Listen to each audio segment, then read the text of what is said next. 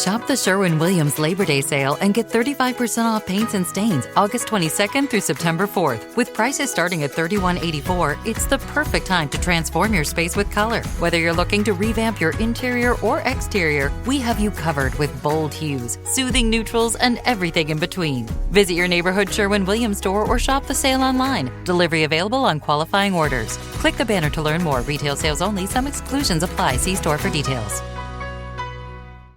Something Was Wrong is intended for mature audiences. Episodes can discuss topics that can be triggering, such as emotional, physical, and sexual violence, suicide, and murder. I am not a therapist or a doctor. If you're in need of support, please visit somethingwaswrong.com/resources for a list of nonprofit organizations that can help. Some names have been changed for anonymity purposes. Opinions expressed by the guests on the show are their own and do not necessarily represent the views of myself or AudioChuck. Resources and source material are linked in the episode notes. Thank you so much for listening.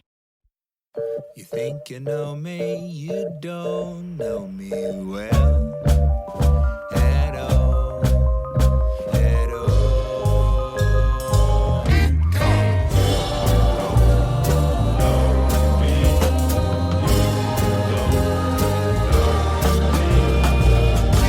Don't know anybody till you talk to someone.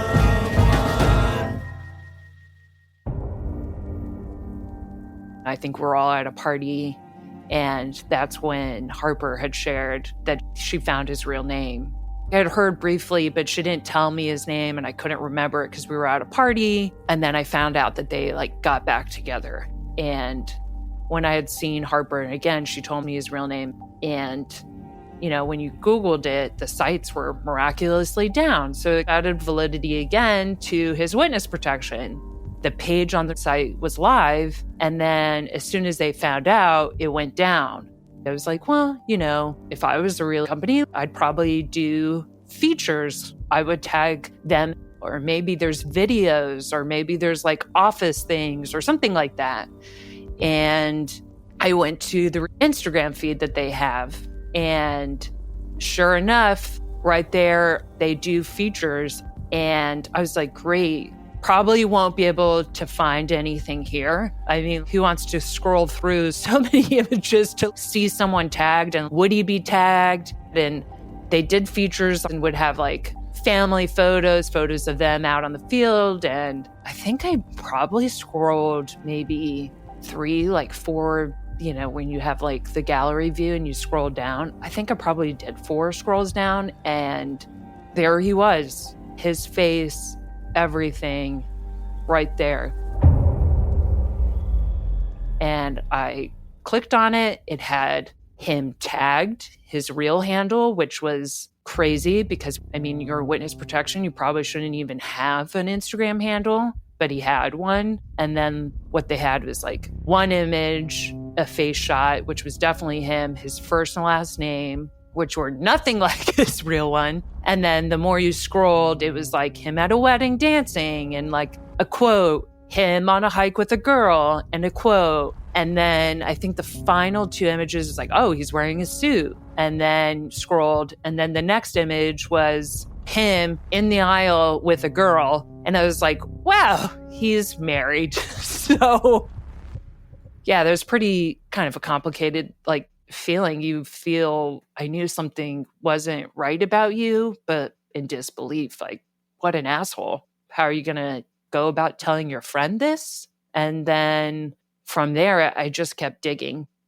Once you found his name, and then once you found the page promoting him, it all really came out so easily. As soon as I found out his name, I didn't stop. But it really, surprisingly, wasn't very hard at all. It's amazing how open people are on the internet.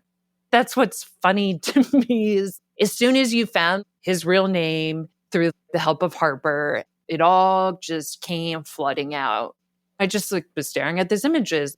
Maybe that's not him getting married, And then I thought, well, if I had a family member, a sibling who was an agent, and I wanted to support them, I'd probably follow this company. And I probably would like this photo or I would comment on it. And I checked out the likes and was hoping maybe his wife liked it, because at that point it was pretty clear he was in denial and he was getting married. There could always be an explanation. I just started one by one because, not many likes. So it was pretty easy to go through one by one on who was checking it out. And one of the first people that I selected, maybe like the fourth person, it was what I found to be his sister-in-law.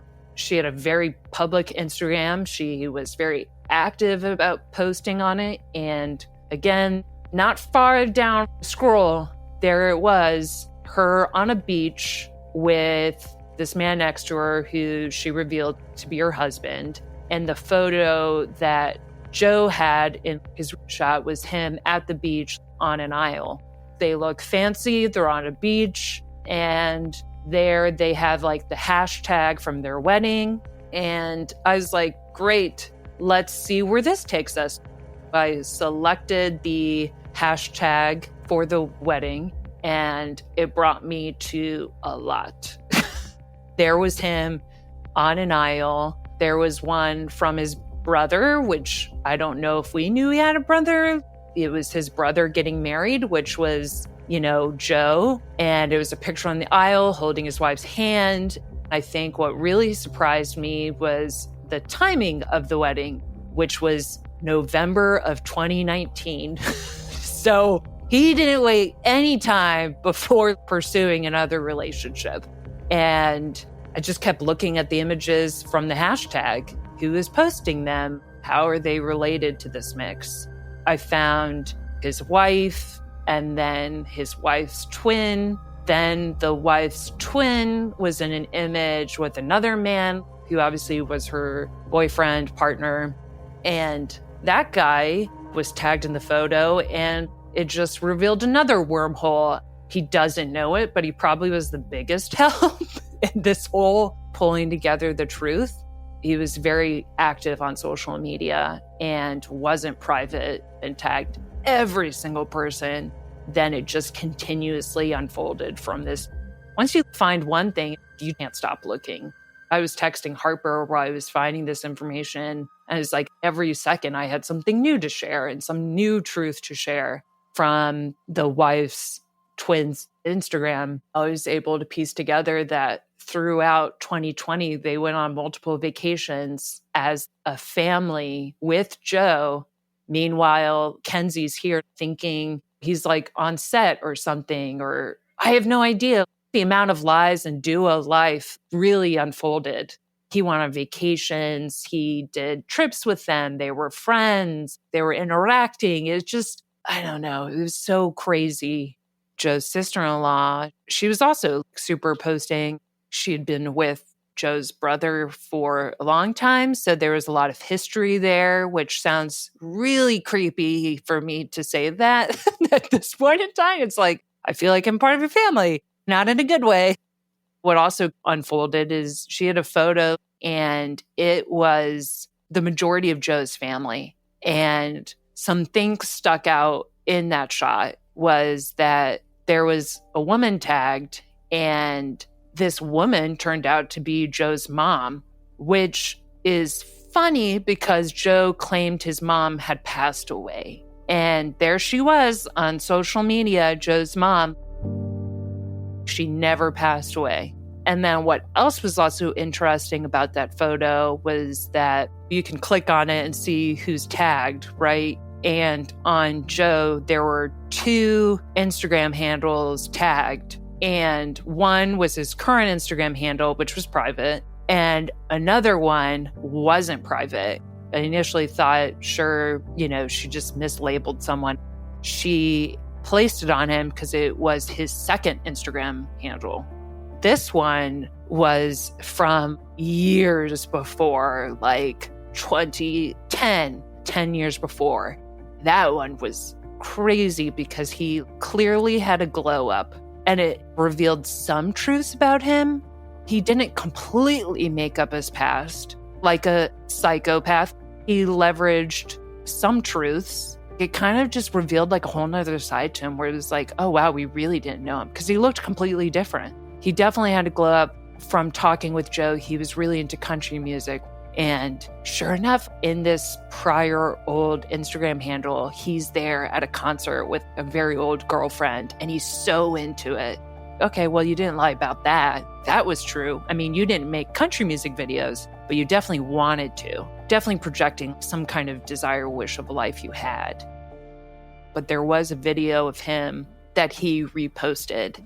It was him on a local news station giving an interview to someone about some kind of crime he witnessed. And what was shocking to me was here's this guy who claimed he was from the UK and like had this British accent. And in this video, he didn't. He had a very Michigan accent. I was like, wow. I mean, I don't even know what to say to that. Like, to me, the tip of the berg, oh, he's married. But then you keep digging and you're like, okay, not only you just got married, and then you keep digging and you're like, but you have family, but you've kept them away. And then you keep digging and you're like, your mom's not dead, but she supposedly died. And then you keep digging and then you're like, you don't even have a British accent. Like, that's all fake. That's a year and a half of fake acting, faking a British accent and using British terms and staying in character, even when you're drunk. Like, I don't. What did you feel? Did you feel like physically sick as you're discovering all of this? Yeah. And that all was in a couple hours. I felt mixed emotions. Part of me felt vindicated in a way for, Kenzie and all of her feelings. These red flags, our gut wasn't wrong. It was completely right. At the same time, I felt scared for Kenzie because this person went to such lengths to make up this life and to fake an accent. That's what I kept coming back to is maybe you can justify something, but like faking an accent, that's a whole nother level. I felt sick. I felt vindicated. In the searching all of this, you can find out where he lives. I more felt angry, like, fuck this dude. To feel like he could do that to someone and play with their emotions. And then at the same time, it's like, well, fuck.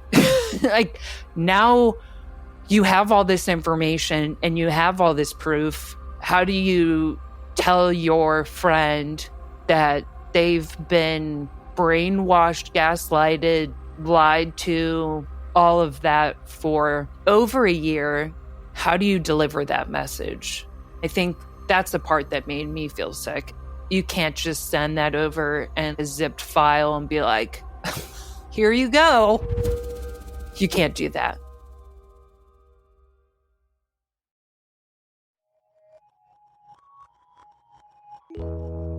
So as mediation's sort of wrapping up, it took about 2 weeks, which I felt like was fast, but I don't know. He's, wrapping his stuff up. He came home one day and he was like, I want to talk to you about something. I feel like I'm going to get better treatment up at this hospital in the Midwest. He was like, I feel like I should be up there. They are really well known for this type of cancer. And considering that it's progressed more than we expected it to, I think that I would get better treatment if I decided to go up there. And I was like, okay. And he was like, do you want to come with me? And I was like, yeah, I mean, I do want to come with you. But, I have my job and my life and things to think about here. I'd have to really set a lot of things up to make that happen. But I could, my boss and everyone at work knew what was going on. They knew that we were dealing with this cancer. And I knew that if I went into work and told them, hey, I'd like to work remotely for the next 3 months while he goes through treatment, that my boss would be understanding of it because I really liked my job and I didn't want to leave it. I think I can figure it out. Maybe if it was like a half week up there, half down here sort of situation. And he was like, well, I'll fly you back and forth as much as you need. Like, we'll make it happen. We'll make it work. And I was like, okay. We decided to make that happen. And we're like, this is our decision. This will be the best thing for his treatment. So he was like, I'm going to go up there this coming weekend and sort of get situated with the doctors. I'll get an Airbnb for us. And then you can come up next week because he was going to start treatment that following week. And I was like, okay, sounds good. He flies up there and he had been getting spiritual because his cancer had been progressing more than we anticipated, and it was getting a little scary. He was like, I'm going to start going to church, I think. And he wasn't really somebody who was religious. So that was like saying a lot. And I'm not religious in a traditional sense, but I am spiritual. So I supported him. He was more so atheist before. I supported him trying to find that. He went up there and decided to find a church and find a nice Airbnb and tour the hospital, talk to some doctors, and get us situated. At this time, so much has gone down that I really haven't gotten to tell my friend group about it. I need to tell them I'm leaving. I mean, we decided this pretty quickly. And I shoot out a text message to them and I'm like, hey, Joe's cancer is progressing. And we decided that the best route would be to have him get treatment up north. So I was shocked. And then I was like, wait, when are you going? I think this was like a Monday when we were talking. And she said, Wednesday. You mean this Wednesday? This Wednesday, in 2 days, you will be going to Minnesota to stay for how long? Are you just going there to get him settled in? What's happening? She said, I don't know when I'll be back next time, but, I will be coming back eventually. I just don't know when. And so at this point, I was very alarmed. I was still talking on the separate chat thread with Charlotte and Harper, but I went back to the text with Kenzie and I was like, hey, since you're leaving so soon, are you free for a little wine night while you pack? And luckily she was like, yeah, let's do that. I'm like, okay, great. I had planned to talk to her. I didn't know what the hell I was going to say, but I at least wanted to shoot my shot. But I also didn't want to talk to her if Joe was here because that's an awkward situation. I was like, I'll come to you, but I won't stay too late because I'm sure Joe's really tired. He's been feeling really sick. I'm sure he's really tired and doesn't want visitors for so long. And I was trying to scope out to find out where Joe was because I didn't know where he was. If he was with Kenzie, luckily she told me, oh no, he's actually in Minnesota. He went up to Minnesota last weekend. I was like, oh my God, I struck gold. Joe's not there. I can talk to Kenzie alone, at least. So at this point, I get on a group call with Charlotte and Harper, and I'm like, guys, I'm freaking out. I don't know how to say this. I don't have proof. I don't have anything. Like, what the hell am I going to say? Harper is trying to calm me down. Harper's a lot more calm. I am starting to suspect he is probably having an affair with Kenzie. And at this point, I'm only speculating that. I was like, Harper, I think he might be married. Like, my money right now is that he's married. Harper tells me, so he is. I was like, oh, we know this. She said, I found out about a month or so ago. And I told Kenzie, but Kenzie was still kind of, going back and forth with it. And she was really struggling, but she didn't want any of you guys to know because, she didn't want us to make assumptions. She didn't want the judgment, which I understand. And it's at this point that Charlotte, she's like, I actually did some research on my end and that dude is lying about a hell of a lot more. And I was like, please tell me, give me these receipts. I need them. I need to send these to Kenzie. And she was saying, well, for starters, he had come clean about being married and he told her that he had filed for divorce. So it had been filed. Charlotte at this point was like, if he did file that, they are still hanging out. He was with her this past weekend. They went to whatever game was going on at that point, which when she said that, I'm like, interesting, because Kenzie definitely told me that Joe is in Minnesota because he's setting up the team and the place that they're going to stay for right now. But he's apparently in. Do you have proof? She's like, yes. Charlotte sent me a screen grab of Joe and his wife, and I think the wife's sister and brother-in-law. And they were at a game, like dates and everything. And I think Joe's brother-in-law even made a comment of, thanks for planning it, Joe. Charlotte continues on and she says, I found a hell of a lot more in this. What do you mean? How can this be worse? She's like, we found his real name. And she said, I definitely don't think he's in the entertainment industry. And she said, I think he's lying about everything. There's no way he's telling the truth about witness protection. I found his wedding website. I found his wedding hashtag. I found the photos. He got married I think from when the time he got married, I think that overlapped when Joe and Kenzie first met and started dating. And then Charlotte then said, I don't even think he's British. And at that point, I'm like, what the fuck? What? That's such a foundational thing to have debunked. She said, I found this video because, God bless her, Charlotte went deep diving. And very clearly in that video was not a British accent. So at that point, I was like, I have more than enough ammo with that alone. That is ridiculous. I told Charlotte, listen, I want to leave your name out of this just in case. At the end of the day, I know Kenzie will come back to her senses, but today she might be really pissed. And I don't know if she's going to want to talk to us for a little bit. Let's pin the blame on me for right now because I already have something kind of set up to see her tonight. I'll just try and keep this as generic as possible so that it preserves at least somebody's friendship. It was just super, super nerve-wracking. I just hoped that she was going to be okay to hear it. My main goal was I just need to stop her from moving to Minnesota because I guess in my brain, when you're a kidnap victim, where you first get snatched is location A. If you go to location B, your chances of escaping are significantly slim. He's trying to isolate her. He is taking her very far away. I was scared again for Kenzie. I was glad that Sophia was going to go talk to her because at that point, he was supposed to be in this cancer facility. And the same weekend, he's posting photos in with his wife, which proved in that moment that the cancer was fake and probably everything was fake. I was glad at least it was all coming to light, but scared and sad for my friend. When we found out through Sophia that she bought a one-way ticket and was prepared to uproot her life temporarily for this man, I felt so scared for my friend. If you go up there, I don't know if she'll come back. That's terrifying. Here's this man that's been lying to you and faking to you, and what is he going to do with you? Like, kidnap you, kill you, trap you? Your mind kind of spins. I felt like we need to tell her, and we need to tell her now before she gets on that flight.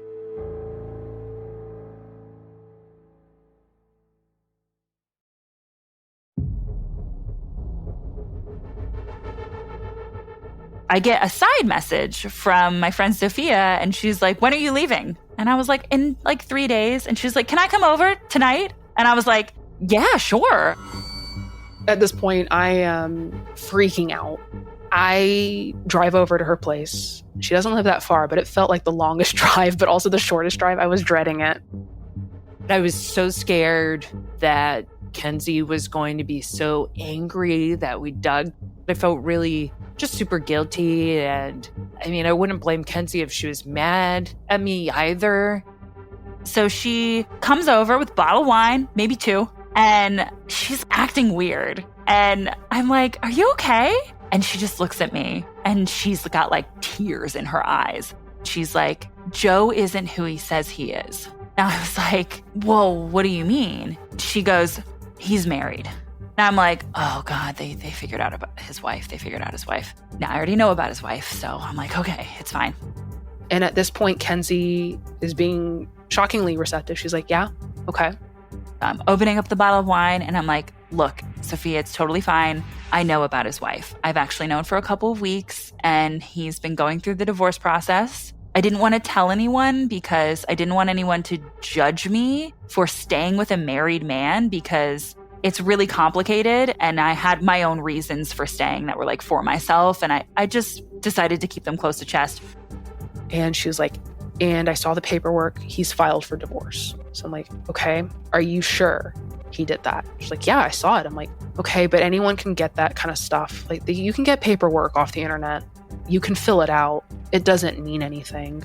So I'm like, whatever that relationship is, he's not telling you the truth. And she was like, well, why not? Earlier today, you told me he was in Minnesota this weekend and today. She was like, yeah, he is. No, he's not. I have a photo from social media. I found this photo on Instagram that he was in this weekend with his wife. And she just kind of got very serious. She's like, what? I'm like, I have a photo. Do you want it? She's like, yeah, show me that photo immediately. She shows me this Instagram page that I had never seen before. And it's him and his wife. and his wife's sister and brother-in-law, they're all at a football game that Sunday when he was supposed to be at church praying for his cancer. I was like, hold the fuck up. Hold on a second. Okay. She goes, there's more. Nothing he's told you is true. Everything is a lie. He's not even British. I was like, what? And she was like, yeah. They were on the case. They were like, we don't feel good about this. Despite them all having interacted with him and having a rapport with him, they cared about me. They are great friends. They were like, something is wrong. We need to find out why. Apparently, our friend Charlotte, she just decided to become a PI on this situation. She apparently spent 2 days researching Joe. We all still joke about how, like, she is a PI. She was determined and she did the work.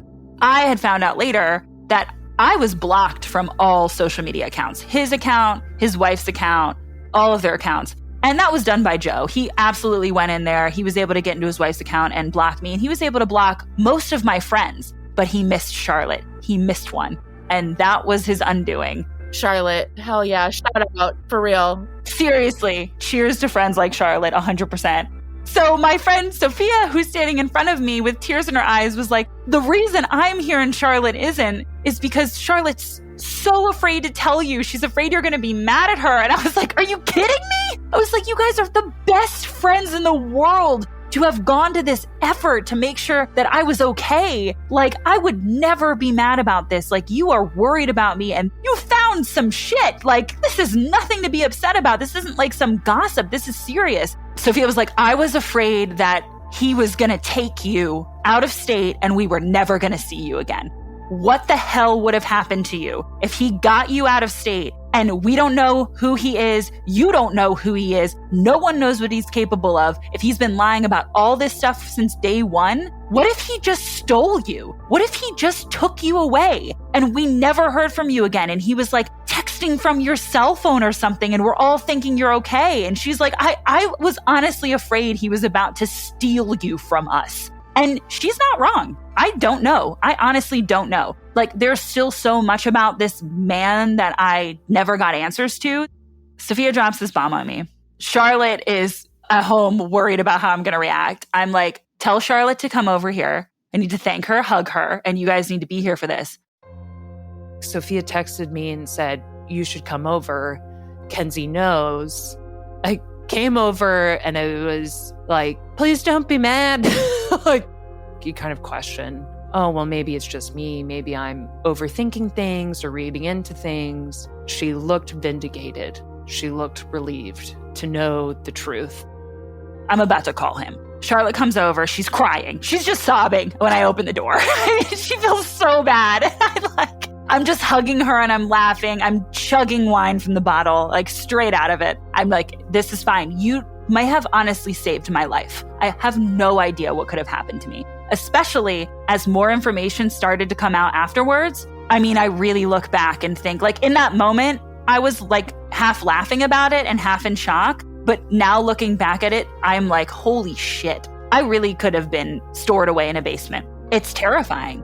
I take a picture of Sophia's phone where she shows me the Instagram account because I can't see it on mine. I message Joe and I'm like, you need to call me right now. And he goes, oh, yeah, why? Like, I'm just kind of like, getting, I don't know, whatever excuse he gave me, getting ready for bed or something. It was night at this point. I just sent him that photo and I was like, you have 5 minutes before I call your wife. He calls her at this point and she's just like, what do you have to say now? Are you ever going to tell me the truth? And then at that point, she walks out of the house and goes into the yard to talk to him. So I'm left in the living room just chugging some wine because I'm freaking out. And he calls and I'm like, all right, I know everything. What do you have to say for yourself? And he's like, I don't know. I'm scrambling right now. And then I go, first of all, you can drop the fucking accent. And he does. And he goes from this beautiful British accent to this, oh, well, you know. And I just felt my skin crawl. And I just, oh God, it was like one of the worst moments of my life. I mean, just a totally different voice.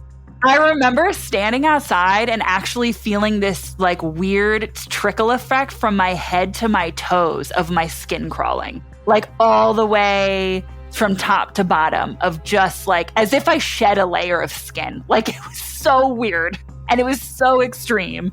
I mean, the dedication, because he woke up with it.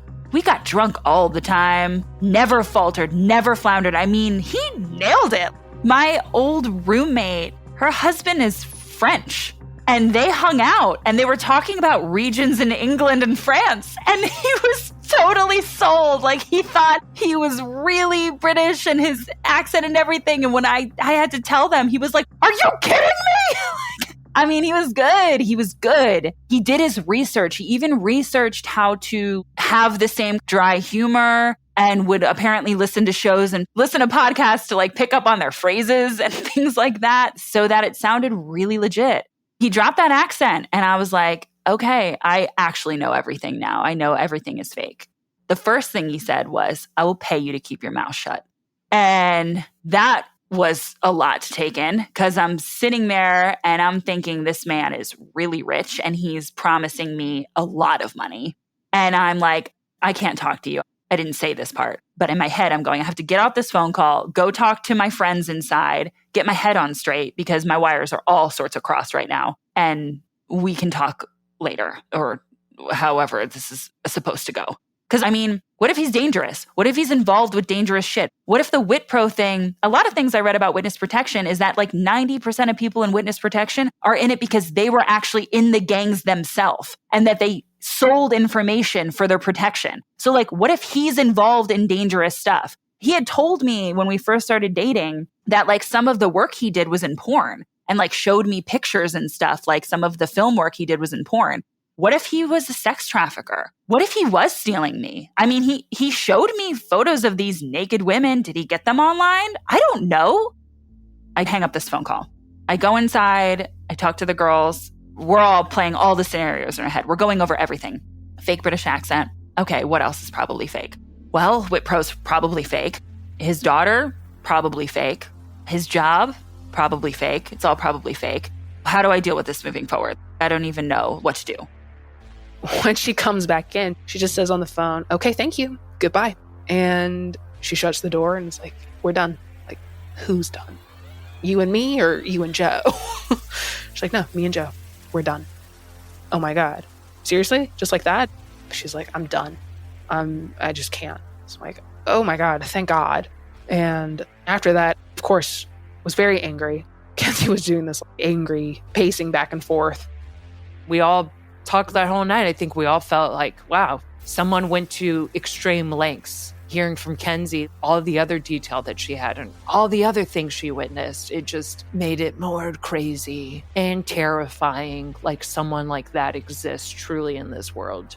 And that he has a whole family that thinks probably pretty highly of him and they're not aware of like the monster that he is. And I just think like, man, like he impacted Kenzie and he fucked over other people's lives.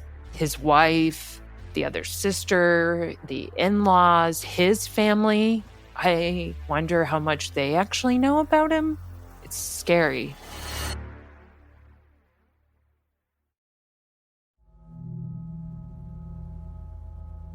They stay that night, and the next day, I am in my hell now, waking up to this. I didn't go to work. I just took the day off. And I had to process the way my life had completely altered and how everything I thought to be true was a lie. And I really, really wanted to get answers. I don't know if I'll ever get real, true answers, but I needed to try. He had admitted to me that I have a substantial following, enough that it worried him. And he was afraid that I was going to put this on the internet and it was going to go viral and it was going to ruin his life, his wife's life, everybody's lives. And he wanted to pay me to keep my mouth shut for that very reason. I knew that he would play nice with me if I was playing nice because he was a little bit afraid of me also. The next morning, I'm up at 5 a.m. probably because sleeping hadn't happened, nor eating. So we chatted the next day, and the whole conversation, he had his accent. It was so weird. I was like talking to a totally different person, which was probably helpful to my brain because it really allowed me to like understand who this was. And I just started to kind of ask questions. I was like, your show, like, is it real? Is it that? No, that's not real. You showed me a lot of photos and things. You showed me articles, behind the scenes stuff. He's like, oh, I got really good at Photoshop. Like, it's Photoshopped. So I faked it. Okay.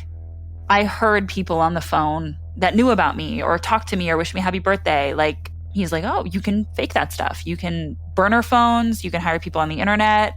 It's not that hard to fake. Okay. I would say something and be like, yeah, correct. The main question was, why? Why do you do this? And he was like, well, I don't really like myself and I'm addicted to being other people. I am addicted to it. It is the best high. When I'm with you, I was a rich British man who was a good father, who worked in the film industry and people respected me. I had a beautiful girlfriend. Like, I had the life. Are you kidding me? Of course I was addicted to that. And you are not the first person that I have done this to. And he didn't say this, but in my assumption, I will not be the last. He's like, I've done this before. I have this in writing, actually. He was like, I have done this to many women before, and I just get better each time. And COVID really incubated the whole situation so that it went way further than it had with any of the other relationships. But yeah, this is what I do. This is my full-time job. I was like, you don't have a job. He was like, I don't have a job. Oh my God, girl. I'm so sorry. The blood keeps returning to my fucking body and then it just leaves again. Like, I am so sorry. I can't even, like, the chilling way that he's just like, yeah, like, blah, blah, blah, blah, blah. It's so soulless. It's so calculated. It's so calculated. Yeah. So I was his full-time job. When I asked about his job, he told me he didn't have one. I was his full-time job. Keeping me was his full-time job, that he would have gone to any length to keep me. And I have that in writing as well, that the things he would do to keep me surprise even him.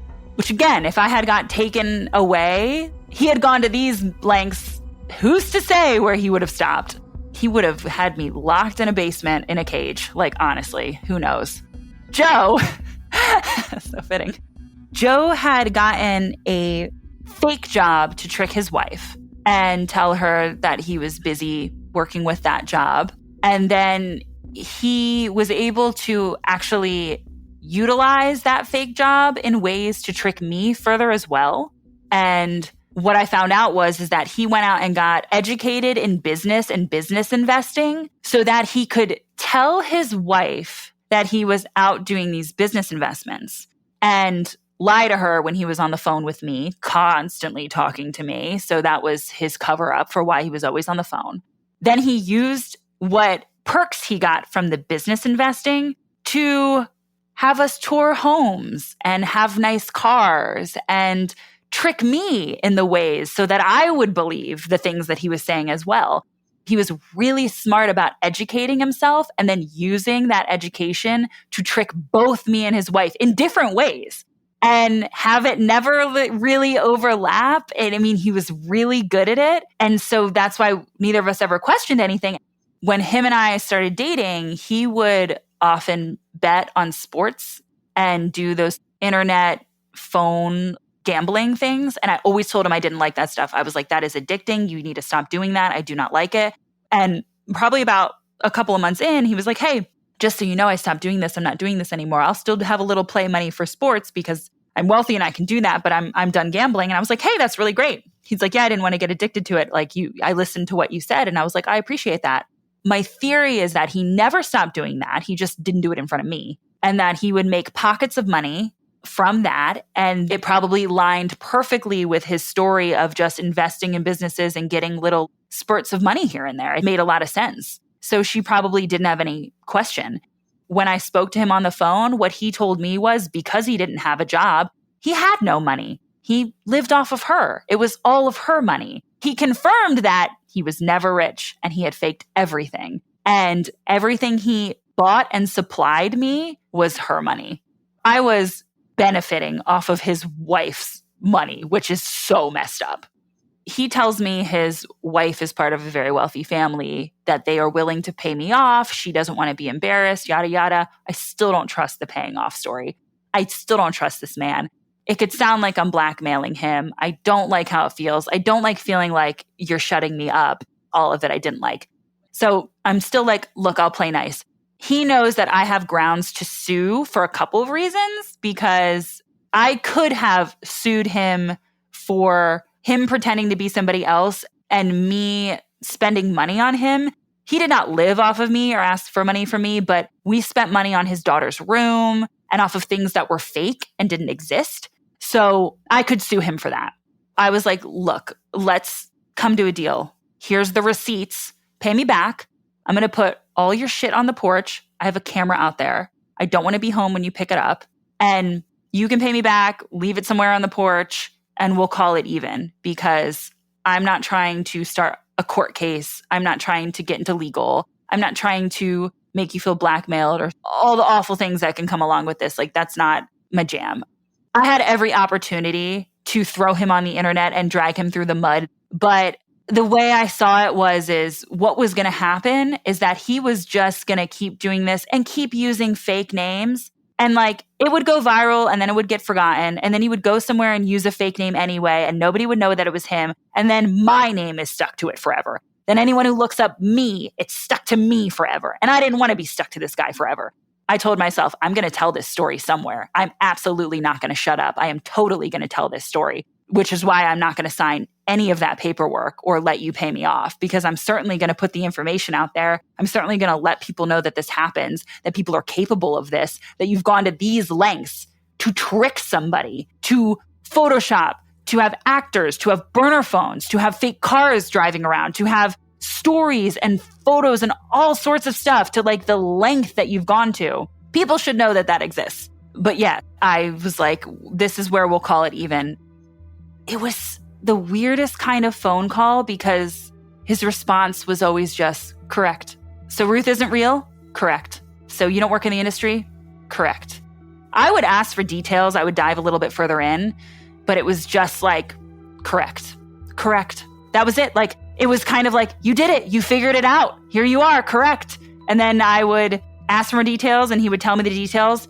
I was like, who is the child you've been showing me? Who is that? And he was like, well, that's my wife's friend's daughter. And I just pull all of her photos and things off of the internet and pass them off as my own, which is disgusting and terrifying. Illegal also. Very fucking illegal. Illegal, right? Pretty sure that's illegal. Yeah, still pictures of my kids. Fuck around and find out. Like, yeah, for real. Pretty fucking creepy. No, it's a no for all of us. No. Yeah. I was like, oh my God. The Ruth part was the most heartbreaking for me. That was the hardest of all of this. And if you spoke to anybody in my life, I have had relationships in the past where we had fertility issues. And being a mom and having that in my life was the most important thing. So I was so excited to be a stepmom. And it meant so much to me. And that was the one that hurt the most, where it was like, I wish he had cut it off before we got to that point, before we built her room in my house, before we set things up. And like, I wish before that, because I couldn't go upstairs in my house after that. That was it. I can't go up there anymore. I rented it out because I was like, I don't even want to look at it. Like, it messed with me so hard. I'm so sorry. That is so cruel. And I'm just so sorry. Did he know that about you? Yes, he knew it from day one. And it was something I cried about to him a lot. And it was something I said was so important to me. And it was why I was so invested in Ruth, why I was like, here's Christmas gifts for her. Here's Easter gifts for her. Here is like a card. Here's a video. I wanted so badly to be like the best stepmom in the world. And I was like so excited to love this little girl. And he talked about her all the time too. He would talk about her favorite movie, Moana, and things she would do when she would color and dance around the house, and stories about her and her favorite animals. And like, I heard about her all the time. I invested in this child for almost 2 years, everything about her. And like, his stories were so involved that, for example, when I asked about her room and I was like, hey, what are Ruth's favorite colors? Instead of him just texting me back, yellow, black and white, whatever, he texted me back a screenshot of a conversation between he and Ruth's mom where he asked her, what are Ruth's favorite colors? And she said, let me go ask Ruth. And she said, Ruth said, in quotes, yellow, but my favorite color scheme is black and white. And they were like, oh my gosh, this kid. So they have a whole rapport. He screenshots that conversation, sends me the screenshot, and none of it was real. He used a burner phone to make that fake conversation, to quote a child that didn't exist, to send the conversation back to me. I mean, the amount of detail that was involved in this was so next level. It's so sick. And I'm just sitting here thinking, like, you should be able to sue the shit out of this person. If someone does this to you, if someone puts you through like this level of emotional distress through trickery and lies and manipulation, like psychological warfare. Yep. He's just going around and effing gonna continue to do this? Yep. And that I'm not the first and that I won't be the last, which I have in writing. I looked into if I could sue because I would have. Simply to hold him accountable. Absolutely. What did they say? What did you find? I'd love to know. You can sue for that in most states, and mine is not one of them. Unfortunately, our rights are not that great as women. And you cannot sue for emotional distress without proof of something physical, as if he hit me or something, which he never did. You can only sue for emotional distress with physical proof behind it. Wow. I'm asking the whys, which is what you're going to ask after something like this happens. Why me? Why is this happening to me? Why did you do this to me? And we had one last communication.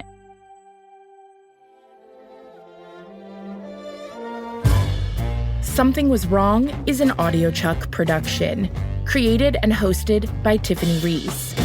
Our theme song was composed by Glad Rags from their album, Wonder Under. You think you know me, you don't know me well at all. You